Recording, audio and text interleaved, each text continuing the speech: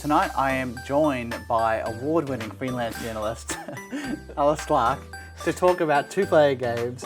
Look, I say that in jest, but like, you're a very accomplished writer. If I wanted to, I do have a statue that I could use for murder if I am ever in Midsummer Murders. Yep. Or I keep making that comment every time you're on the show and you get sick of it eventually. That's how I end up on Midsummer Murders. Yep, exactly. But we do have to do it in a quaint English village. That sounds nice. But what also sounds nice is playing board games with two players. Now, normally my game group is 3 or 4. Someone moved to Adelaide. It's still sad. That bastard. Yeah, exactly. But this show and doing the interview segment on the show is sort of made me like, oh, two-player games. Like, what is there that we can play? Which then got me interested in playing two-player games. You play a lot of games with your wife. I do. So I've done the math. That's 2 people. Good. Yep. Like, I know Fred Nile was really concerned it could be more, but no, it is just 2. So in terms of playing two-player games, you obviously play a lot with your wife, Karma. Are you looking for just two-player games, or is it any games, or what is your process? I have a really specific process in finding a game, which is that I exist and then games find me. Sometimes I might be in a shop, very rarely, and I'll see one on sale and go, that seems like a good idea. That's how I ended up playing A Little Wordy, which I really enjoy. But generally, I will exist and then a game will come into my orbit and then I'll become obsessed with that game and Kara and I will play 400 hours of it and then just not touch it for a year. So you guys tend to play the same game over and over, sort of mastering it and sort of having the back and forwards. Yeah, part of it that is just because I'm really lazy and I can't be bothered putting the game back in the box. So if we keep the game out and we just keep playing that one game, I never have to pack it up. It's convenient. Like it's a very good system. So that's how we ended up playing just so much Azul. Lately we've been playing a lot of Azul Summer Pavilion, which is the better of the 4 Azuls, though all of them are amazing except maybe for Stained Glass of Centura. Also in lockdown, we played Wingspan on a laptop over breakfast and lunch every single day for months. And it's great, but no one will ever beat me in it ever again. So you're not necessarily looking for two-player games, or then two-player games are coming towards you. You're just happy to play games at 2 players. Those games you're playing 2 players, are you also playing it at say 4?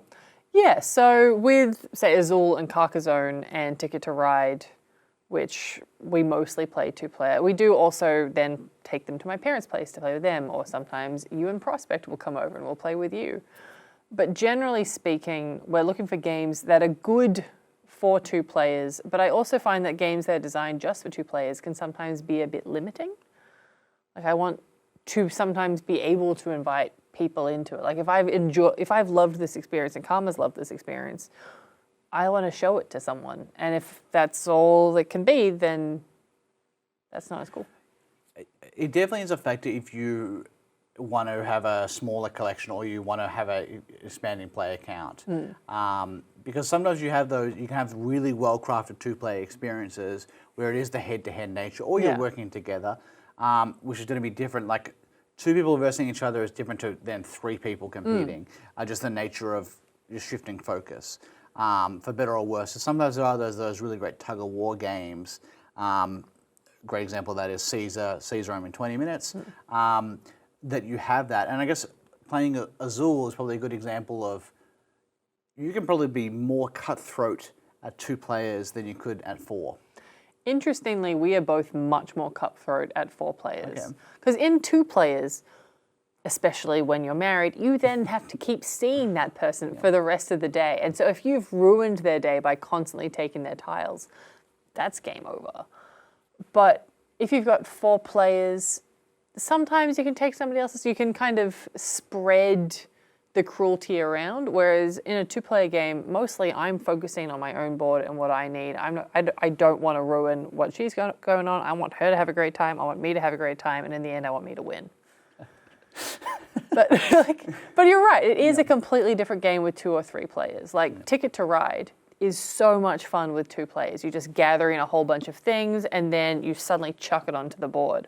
Whereas with 3 players or 4 players, suddenly you're having to hedge more bets. You don't know how these other people are going to play. You don't know their rhythms as well yet.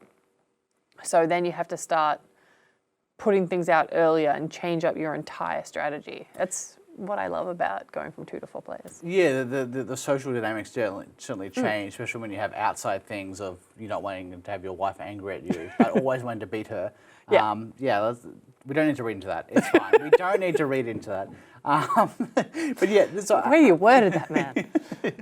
Yeah, for maximum humour. But yeah, there definitely is a different dynamic when you're playing with more people, and I think you can have that, which can definitely change a game and open a game up.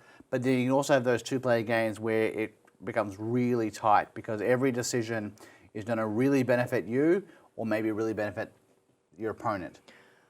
Which is why I prefer to have games that are a bit less, this will be very good or this will be very bad. I prefer to have things where this decision will be fine. Like, I don't want to have super impactful decisions all the time. I want to have a maximum of 2 really impactful decisions for the game and the rest of them to have the chips fall as they may. Like, again, the example of the one main 2-player only game that we play is a little wordy where you have to guess what the word is. You've been given, I think, something like 11 letters each, and you make your word out of that, and it can be anywhere between 1 to 11 letters long. And then you have to guess, and there are clues. Most of that's reading the other person. Is the word duck? The word might be duck. No, the word is mallard, Liam. Okay. Yep. It's mallard. Yep. But yeah, it's little things like that. That's what makes it more fun. Because if you're playing the same game over and over and over again, it's not about the game. It's what the game facilitates. You beating your wife. Yes. Yep. Yes. Yep. Again, not like that. No. I mean, as in, And also, winning a game is what I mean. Karma is going to be watching this, and I should say she does win a solid 50% of the time. She would say a solid 65% of the time. One of us is better at maths than the other. Okay. But Please don't watch this, Karma. no, but thank you for talking about sort of 2-player games and sort of the dynamic shift of playing 2-player games versus playing a larger group and how that can change the tension, the social construct, which is kind of an interesting idea to think about when board games are inherently social. Yeah, it's one thing that I've been talking about this past weekend with some people is that every game has to be played on 2 levels. Like the one level is obviously the one where you want to win, but the other level is where you have to make sure everyone's having a good time. And if you're trying to crush everyone, then they will hate you. And first of all, you will lose because the entire table will gang up on you. But secondly, unless this is a game for money, you don't really gain much from winning. And so if you win by making everyone else at the table hate you, you've lost the bigger game. I think Magic Commander is the perfect example of that. If everyone's on the same sort of page of, okay, we want to play powerful decks and we're going to be cutthroat, everyone's doing that, it's going to be a fun game. Yeah. If not everyone's on that same page, it's awful. I wouldn't even bother playing.